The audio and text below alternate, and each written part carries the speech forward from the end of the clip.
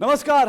कितना बदला Gujarat DD conclave में आपका स्वागत है। मैं हूं अशोक श्रीवास्तव। तो गुजरात की रणभेरी बज चुकी है और गुजरात की 182 विधानसभा सीटों के लिए एक बार फिर से बीजेपी और कांग्रेस के बीच जोरदार मुकाबला होने की उम्मीद की जा रही है। बीजेपी कह रही है कि इस बार वो रिकॉर्ड तोड़ेगी 150 सीटें। जी हाँ, 150 सीटें जो आज तक गुजरात में किसी पार्टी ने नहीं जीती है। बीजेपी कह रही है 150 सीटें जीतेंगे। कांग्रेस कह रही है 125 सीटें तो हमारी झोली में आएंगी। उधर आम आदमी पार्टी कह रही है कांग्रेस तो 5 से कम सीटों में सिमट जाएगी। मुकाबला दरअसल बीजेपी और आम आदमी पार्टी के बीच में। इस सब के बीच में मतदाता शांत है, खामोश है। वो सब कुछ देख रहा है, तमाम नेताओं के वक्तव्य बयान सुन रहा है, क्योंकि मतदाताओं के मन में कोई कंफ्यूजन नहीं है। कम से कम गुजरात को लेकर ऐसा लगता है। मतदाताओं ने अपने मन तो बना लिया है, लेकिन मतदाताओं का फैसला क्या होगा उसके लिए हमें इंतजार करना पड़ेगा 8 दिसंबर तक। लेकिन गुजरात की जो चुनावी हवा है वो किस दिशा में बढ़ रही है, और यहां पर बीजेपी जो लगातार 27 सालों से यहां पर अपना परचम फहराए हुए है, बीजेपी क्या इस बार भी अपने लक्ष्य के नजदीक पहुंचेगी, या पिछली बार की तरह बीजेपी को कड़ा मुकाबला करना पड़ेगा, या कांग्रेस जो दावा कर रही है, कांग्रेस के दावों में कितना दम है? इन सब पर बात करने के लिए हमारे साथ इस वक्त डीडी कॉन्क्लेव में मौजूद है पुरुषोत्तम रूपाला जी। जोरदार तालियों के साथ स्वागत कीजिए। पुरुषोत्तम रूपाला जी गुजरात का जाना माना नाम है और केंद्रीय मंत्री हैं। और पुरुषोत्तम रूपाला जी, वैसे तो आप यहाँ के स्टार प्रचारक हैं, और लेकिन मुख्यमंत्री जी अभी बैठे हुए हैं सामने। मुख्यमंत्री जी अभी जब अपना वक्तव्य रख रहे थे तो मुख्यमंत्री जी के भाषण में बार बार नरेंद्र मोदी जी का नाम आ रहा था। तो ऐसा लगता है कि बीजेपी का सिर्फ एक ही स्टार प्रचारक है यहाँ, और वह है नरेंद्र भाई मोदी। और मोदी के नाम पर ही आप लोग यहाँ पर बार बार चुनाव जीतते हैं। क्या ऐसा ही है? इस बात में कोई भी दूसरी बात कहने की आवश्यकता नहीं है। सही है, गलत है, ऐसा इस विषय को लेकर नहीं कहना चाहिए। मगर मैं इसको दूसरे एंगल से ज़रूर कहना चाहूँगा कि नरेंद्र भाई मोदी जी देश के प्रधानमंत्री ज़रूर है, मगर वो हमारी रणजी ट्रॉफी के प्लेयर थे और अभी नेशनल खेल रहे हैं। हाँ, आपने सही कहा, रणजी ट्रॉफी। आप तो इसीलिए गुजरात के लिए, गुजरात का खिलाड़ी जब नेशनल खेल रहा है और नेशनल पर वो जब चौके छक्के लगा रहा है तो गुजरात को लगता है भाई वाह वाह क्या बात है। क्यों नहीं, हमारे ही हैं जो गुजरात के हैं, गुजरात के बंदे हैं, प्रधानमंत्री के रूप में काम कर रहे हैं।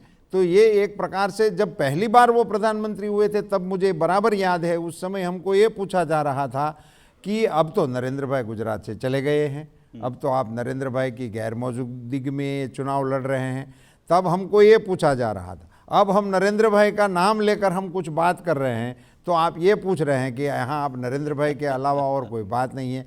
नरेंद्र भाई मोदी आज भारत के प्रधानमंत्री के तौर पर भारत की शाख विश्व में प्रस्थापित कर रहे हैं, तो उसी के गर्व का एहसास सारे गुजरातियों के हैं, और क्यों नहीं होना चाहिए। इसीलिए नरेंद्र भाई का नाम यहाँ हर गुजराती के जबान पे है और चुनाव में भी रहेगा।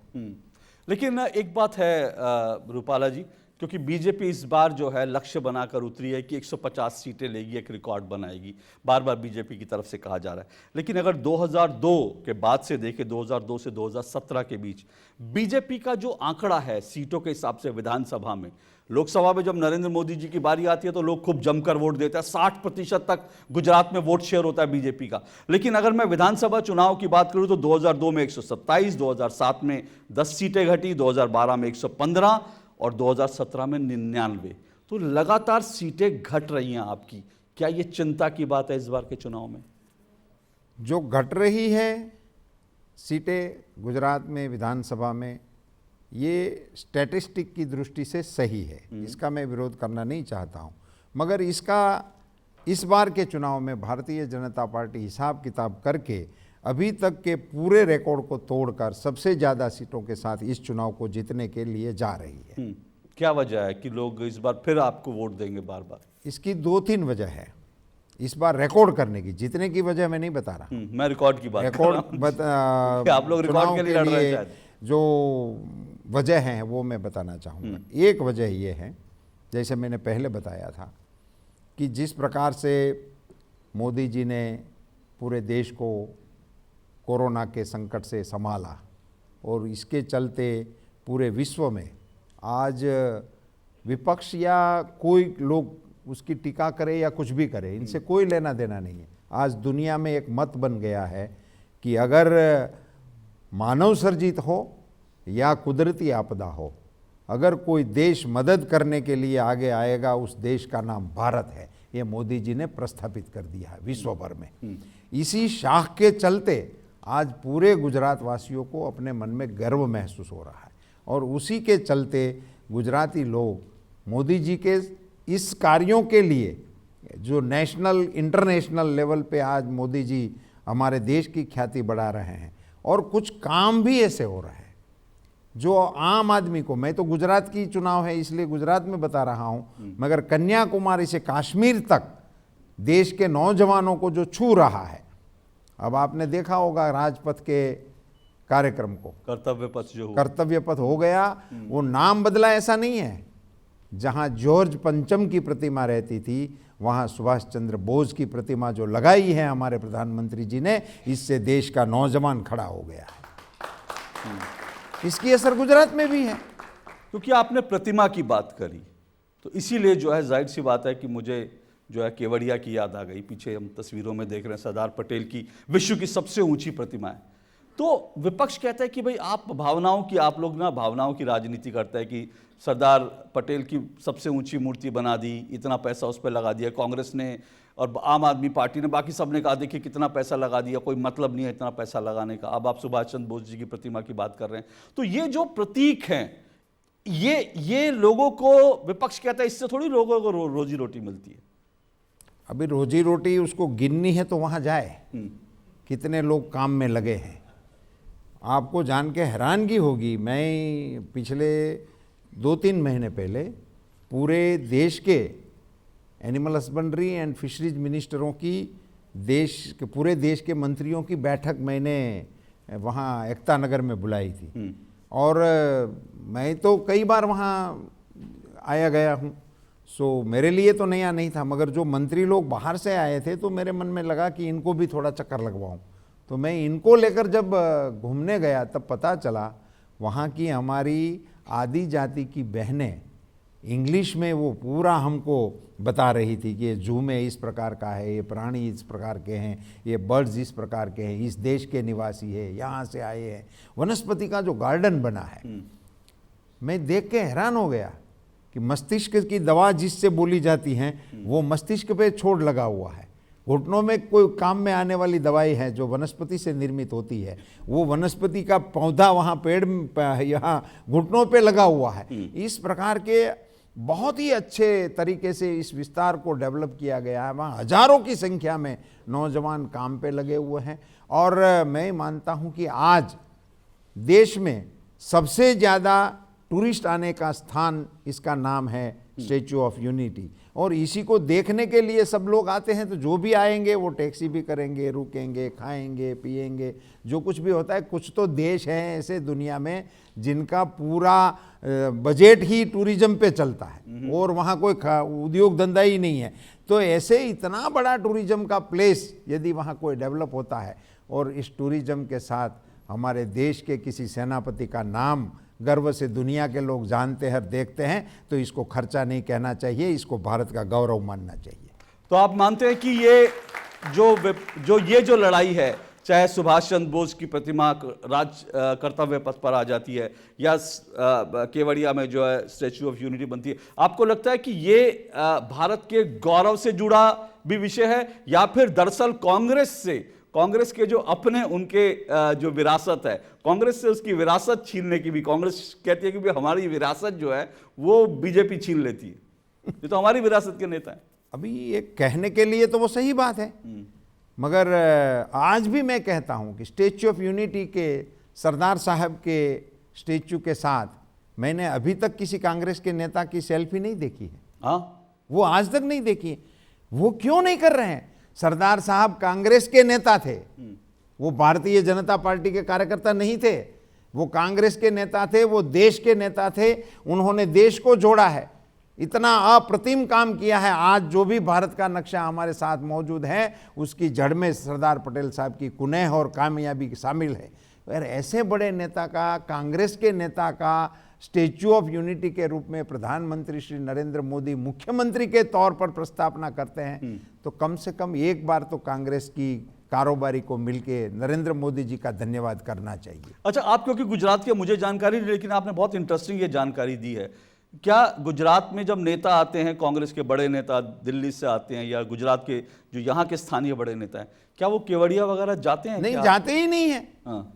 जाते ही नहीं है, बल्कि आज भी वो उनकी टीका में पड़े हैं ना। वही तो मैं बता रहा हूं कि वो हमारे नहीं है, वो भारतीय जनता पार्टी के नेता के रूप में इनकी प्रस्थापना नहीं हुई है, देश के नेता के रूप में की गई है। और इसका सम्मान इनको करना चाहिए। वो गौरव से बोलते भी नहीं है। और उनके नेता की प्रतिमा हुई तो मैं तो ये सोच रहा था कि जब इस मूर्ति का प्रतिष्ठा का अनावरण हो जाएगा तो शायद दूसरे ही दिन कांग्रेस की नेशनल कारोबारी वहीं पे संपन्न करेंगे ये लोग, और उनको सरदार साहब के चरणों में बैठकर कुछ प्रार्थना करेंगे। ऐसा तो कुछ देखने को ही नहीं मिला। कांग्रेस की, गुजरात कांग्रेस की या राष्ट्रीय कांग्रेस की जो बैठकें होती हैं वो केवड़िया में आयोजित होनी चाहिए। मैं तो इसलिए कहना चाहता हूं कि सारे कांग्रेस के नेताओं को सरदार साहब के चरणों में पुष्पांजलि करने का अवसर मिले, इसीलिए। अच्छा, गुजरात के जब मुद्दों की बात करते हैं रूपाला जी, तो आपके हिसाब से कौन सा मुद्दा इस बार चुनाव में डोमिनेट करे? क्योंकि कई पत्रकारों का ऐसा कहना है कि हर बार गुजरात के चुनाव में एक ना एक सेंट्रल इशू रहता था जिसके इर्द गिर्द पूरा चुनाव घूमता था, लेकिन कह रहे इस बार वो सेंट्रल इशू जो है वो कहीं मिसिंग दिख रहा है। नहीं, कोई मिसिंग नहीं है। गुजरात की जनता के मन में भी कोई मिसिंग नहीं है। और भारतीय जनता पार्टी, गुजरात के जो कैंपेनर्स हैं जितने भी छोटे बड़े, उनमें भी कहीं कन्फ्यूजन नहीं है। देखो, मैं आपको स्मरण दिलाना चाहता हूं कि मोदी साहब जब हमारे मुख्यमंत्री हुआ करते थे और दूसरा उसका चुनाव जब आया था मुख्यमंत्री के एक कार्यकाल पूरा करने के बाद का, मतलब 7 का, उस समय हम साथियों को साथ बिठाकर मोदी जी ने ये बात कही थी कि इस बार चुनाव में हम जब जाएंगे तो हम, हमारी सरकार ने जो कामकाज किए हैं और गुजरात की जनता के लिए हमारी राज्य सरकार ने जितने कामकाज किए हैं उनका हिसाब किताब लेकर हम जनता के बीच में जाएंगे। वो रखना और जनता को बताना कि ये काम हमने किए हैं, अगर आपको अच्छे लगते हैं तो हमको दूसरा मौका देने की बात करना। और इसको विकास का नाम इन्होंने दिया था। मुझे बिल्कुल स्पष्ट याद है कि वो पहला मौका था गुजरात की राजनीति में और देश की राजनीति में जब विकास शब्द को राजनीति के केंद्र बिंदु में लाने की कोशिश हमारे प्रधानमंत्री जी, उस समय के तत्कालीन मुख्यमंत्री श्री नरेंद्र मोदी जी ने की थी। तब से लेकर आज तक भारतीय जनता पार्टी के चुनावों का एजेंडा एक ही रहता है, विकास, विकास और विकास। हम किए हुए कामों पे विश्वास करते हैं।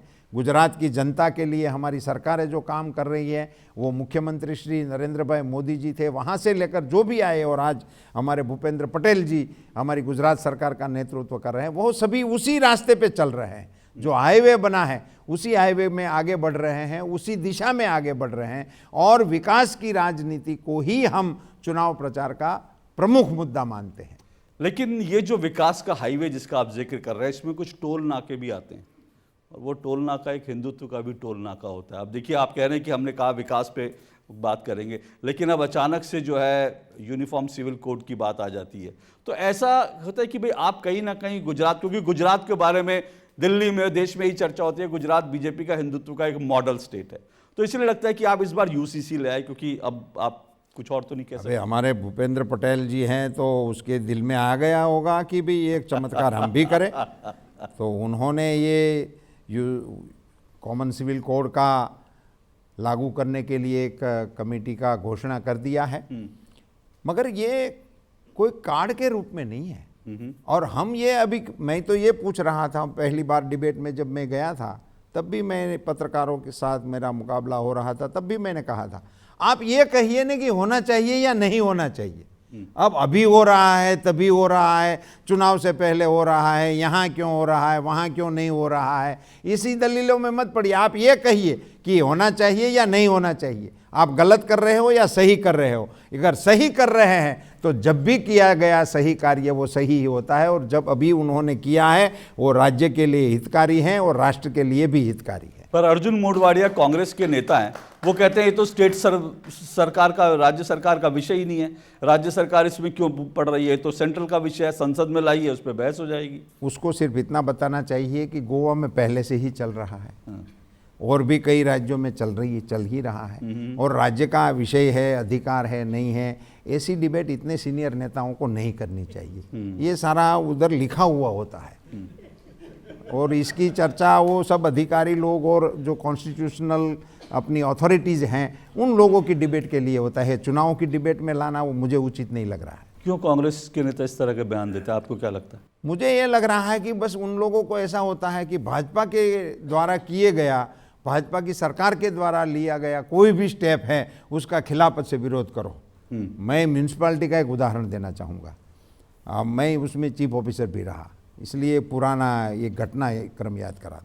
एक हमारे वहाँ एक इंडिपेंडेंट वो अपना सदस्य हुआ करता था, तो उनका ये वो किसी दल के साथ उसका मेलजोल नहीं हुआ करता था, तो वो अपने आप को वैसे सुरमा मानते थे।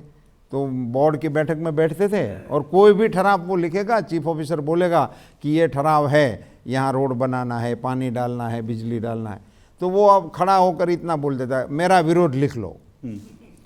किसी भी चीज में वो हर ठराव में, प्रस्ताव में वो लिखवा देता था, मेरा विरोध लिख लो।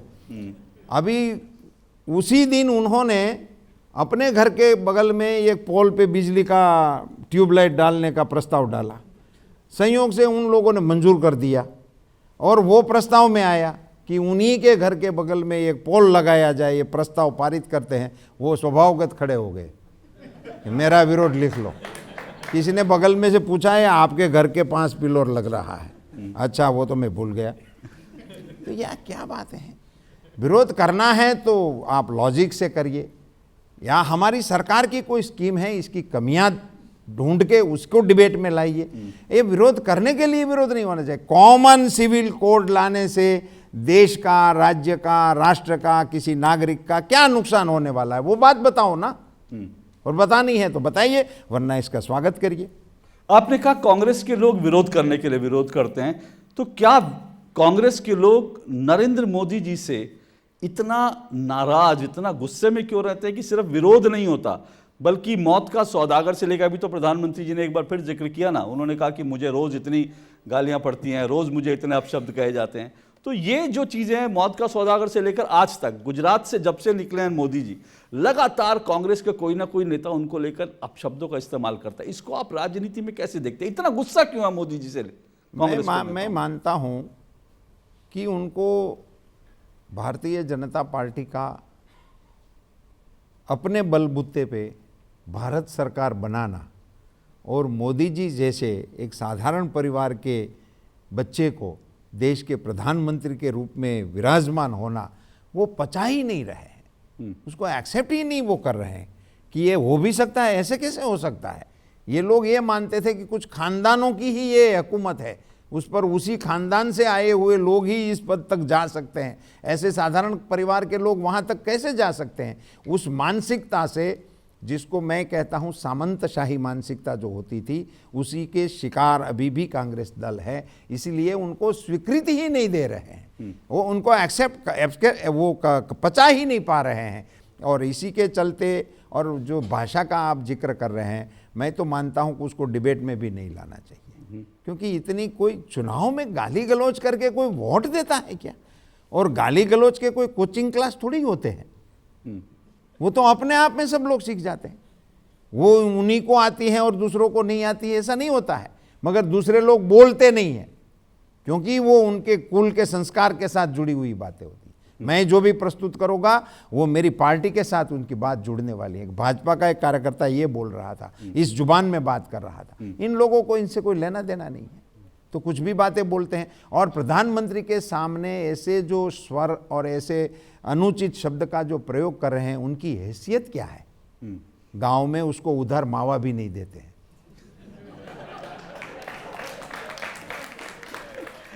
वो लोग अभी वो लोग उनको गाली देते हैं।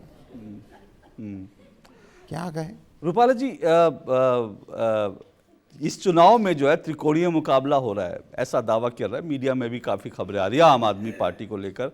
आम आदमी पार्टी कह रही है भाई हमारा मुकाबला तो बीजेपी से है, और कांग्रेस तो 5 सीटों से नीचे। आज शायद कल ही अरविंद केजरीवाल ने जी कहा कि वो उन्होंने लिख के दे दिया कि 5 सीटें कांग्रेस की आएंगी, 12-13% वोट आएगा, मुकाबला तो हमसे होगा और हम बीजेपी को हरा देंगे। ये बात मैं दोनों से सहमत हूँ। अच्छा। हाँ, दोनों 5-5 पे ठहरे हैं, अच्छा। उसको दोनों सही रहे। हाँ। तो मुकाबला आपका किससे है? नहीं, वही तय कर दिया ना, उन दोनों ने कह दिया कि कांग्रेस नहीं है, उन्होंने कह दिया कि आम पार्टी नहीं है, तो हम दोनों को सही मानते हैं। अब दोनों को सही मान, दोनों नहीं है। लेकिन आपकी सरकार आएगी तो ये तो अमित शाह जी ने ऐलान कर दिया है, भूपेंद्र पटेल जी बैठे हैं, अगले मुख्यमंत्री भूपेंद्र पटेल जी भी होंगे।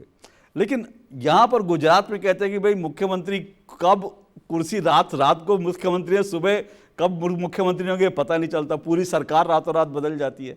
तो सवाल ये कि क्या स्थायित्व तो यहाँ मुद्दा नहीं होता कि भाई एक मुख्यमंत्री को लगातार काम करने का मौका मिले? अभी आप पहले आपने प्रस्तावना लगाई, तभी हमारा 27 साल का कालखंड आपने गिनाया, और उसके बाद के कालखंड का आप विवरण करोगे तो 13 साल 13+ मोदी जी के हिस्से में जाएगा, बाकी के 14 साल और मुख्यमंत्रियों के हिस्से में आएंगे। तो और मुख्यमंत्रियों का नाम आप गिनोगे तो श्रीमती आनंदीबेन पटेल थी, उसके बाद विजय भाई रूपानी जी आए, और उसी के बाद हमारे भूपेंद्र पटेल जी आए। तो 14.5 साल में ये तीसरा ही तो नाम है। तो वो रातों रात बदलते रहते होंगे तो 27 साल में कितने आते? मतलब वो गिनना भूल जाते हैं, उसका अंक गणित बहुत कमजोर है। मतलब भूपेंद्र भाई के कुर्सी के पाए मजबूत हैं आपके? भारतीय जनता पार्टी का पाया बहुत मजबूत है, उसका सौभाग्य है कि उस पर वो बैठते हैं, उसको कोई हिला नहीं सकता। अच्छा, जब ये आप विक्रम का सिंहासन है। अच्छा, ये बताइए पुरुषोत्तम उपाध्याय जी, आप तो यहाँ की राजनीति में इतने सक्रिय रहे, इतने लगातार जमीन से जुड़े रहे, यहाँ पर कांग्रेस कह रही है कि भाई यहाँ पर भय है, डर का माहौल है गुजरात में, यहाँ पर भूख है, वो कह रहे हैं भ्रष्टाचार है, बोलते हैं कि सब चीज़ें होती है। अभी मोरबी का इतनी बड़ी घटना हुई, शराब को लेकर के जो है इतना बड़ा यहाँ पर वो हुआ, नशे के वो कहते हैं कि यहाँ पर टनों नशा की वो पकड़ी जाती है। वो कहते हैं गुजरात मॉडल जो है वो तो कुछ है ही नहीं, सिर्फ एक प्रचार कर रखा है, एक मीडिया इवेंट बना रखा है, मीडिया में आप दिखाते हैं गुजरात मॉडल। इसके दो पहलू हैं, भय, भ्रष्टाचार और भूख। ये तीनों उनके कालखंड के अपने शब्द थे जो उनको विरासत में मिले हैं, जिसका स्मरण करके गुजरात की जनता ने इसको राजसत्ता से हटाए हैं। वो तीनों टाइटल इनकी मलकियत के थे, वो अब उनको ये लगा रहे हैं कि उनकी जो प्रॉपर्टी है वो अब हमको चिपकाने की कोशिश में पड़े हैं, वो हमें चिपकने वाला नहीं है। भय उसके ज़माने में थे। ये हम जहाँ डिबेट कर रहे हैं ना, वहाँ मैं किसी का नाम लेना नहीं चाहता हूँ। एक बंदा जेल में बैठा बैठा 5 कॉरपोरेशन की सीट पे जीतता था, वो जेल में से बाहर ही नहीं आया था। कितनी भाईगिरी होगी बताओ मुझे। अहमदाबाद जैसे महानगर में 5 सीटों पे कोई बंदा जेल में से चुना जाता था, और एक पोपटियावाड़ करके एक विस्तार था, वो पुलिस ने देखा ही नहीं था, पुलिस ने देखा नहीं था। पहली हमारी आईजी थी गीता जौहरी, और भारतीय जनता पार्टी के शासन में वो पहली बार उधर जाके पुलिस का पग पड़ा। तब से देखकर आज तक के लिए गुजरात निर्भय हो गया है। निर्भय हुआ गुजरात भारतीय जनता पार्टी के शासन में।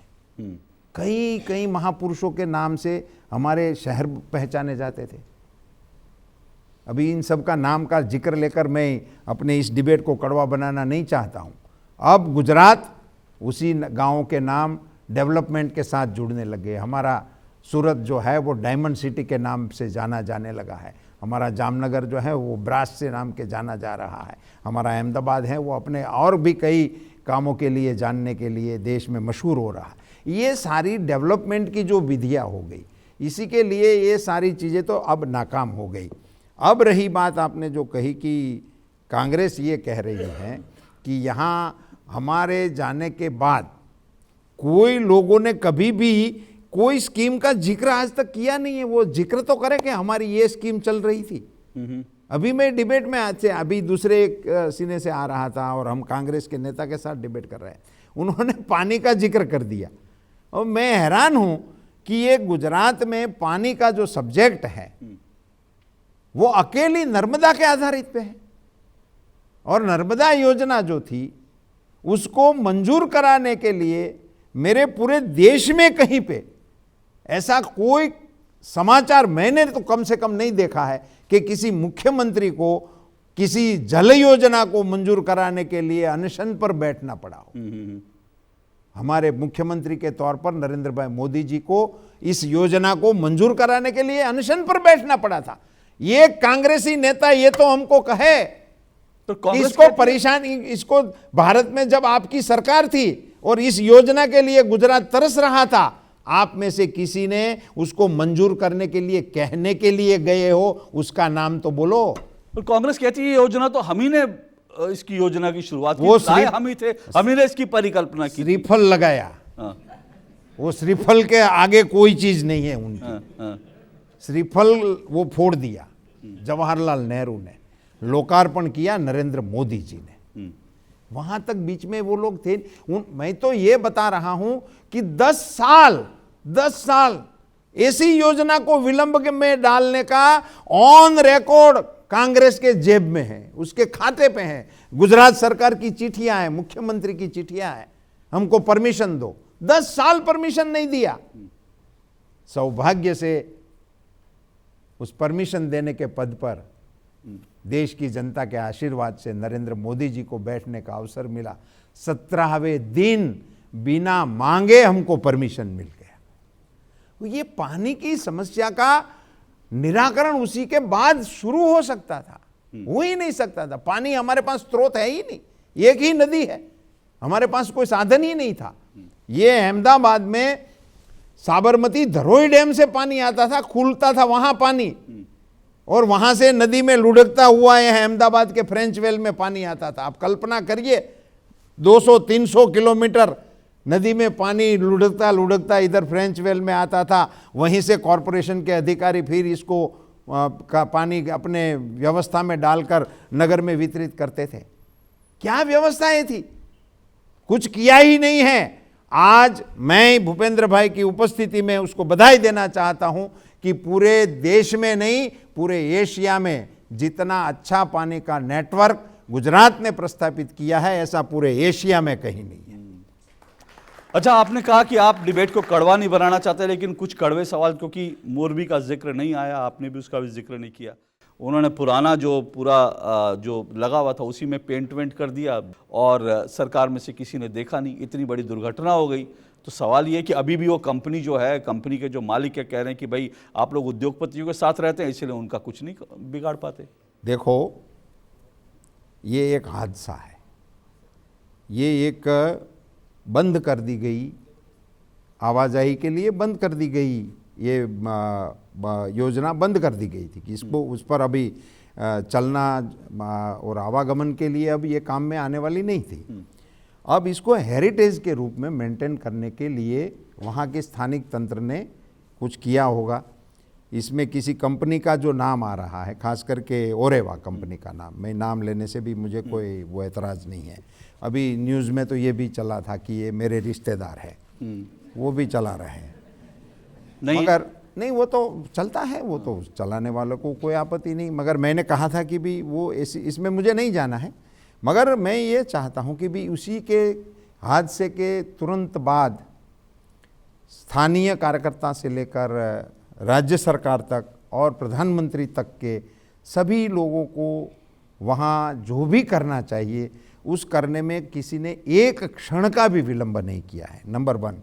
दूसरा, अभी उसके खिलाफ काम करने के लिए हमारे मुख्यमंत्री जी ने एक कमेटी का भी निर्धारण कर दिया है, और राज्य के वरिष्ठ, एक नहीं 3-4, एक टेक्निकल हो, IPS हो, ऐसी बहुत ही सुदृढ़ कमेटी बना के उनको काम सौंप दिया है। अब जब तक इस कमेटी का रिपोर्ट आ जाए और उसी में जिसके प्रति भी कुछ करने का कमेटी जो निर्देश करेगी, मुझे पूरा भरोसा है कि हमारी सरकार इसमें कोई कोताही नहीं बरतेगी, और किसी के भी सामने कुछ भी करने का कदम उठाना पड़ेगा तो हमारी सरकार अवश्य उठाएगी। कांग्रेस यही तो कहती है कि आप कमेटी बना देते, SIT बना देते, SIT की रिपोर्ट नहीं आती, मामला आगे चला जाता है। ऐसा वो कहते हैं, ऐसा हुआ नहीं, ऐसा पूर्व का कोई किस्सा टाँक के वो हमको कहे।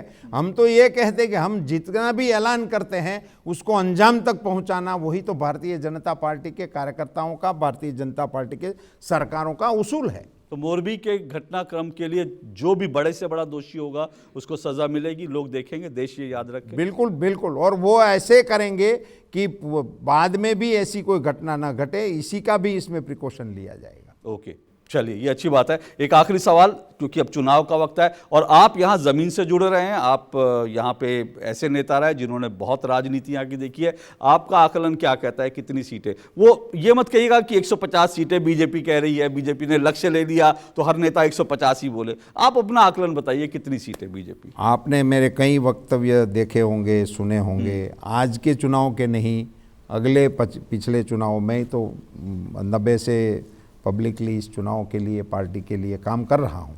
मैं कभी भी फिगर नहीं बोला हूँ, आज इस चुनाव में भी मैं कभी नहीं बोलता हूँ। ये ज्योतिषियों वाला काम हमको रास नहीं आता है, मैं नहीं बोलता हूँ। मैं ये इतना ज़रूर कह सकता हूँ कि अब तक भारतीय जनता पार्टी गुजरात इकाई को कभी भी नहीं मिली हो उतनी बहुमत के साथ इस चुनाव जीतने के लिए भारतीय जनता पार्टी आगे बढ़ रही है। चलिए, बहुत बहुत शुभकामनाएं, और नतीजा जनता तय करेगी और हम उसके बाद भी जरूर आपसे बात करेंगे। बहुत बहुत शुक्रिया पुरुषोत्तम रूपाला जी, जोरदार तालियां पुरुषोत्तम रूपाला जी के लिए। बेबाक सवालों के बेबाक जवाब उन्होंने दिया। बहुत बहुत शुक्रिया डीडी न्यूज के मंच पर आने के लिए, बहुत बहुत शुक्रिया सर। धन्यवाद, थैंक यू सर। और अब मैं अनुरोध करूंगी मैडम से आदरणीय मंत्री जी का मोमेंटो से अभिवादन करें।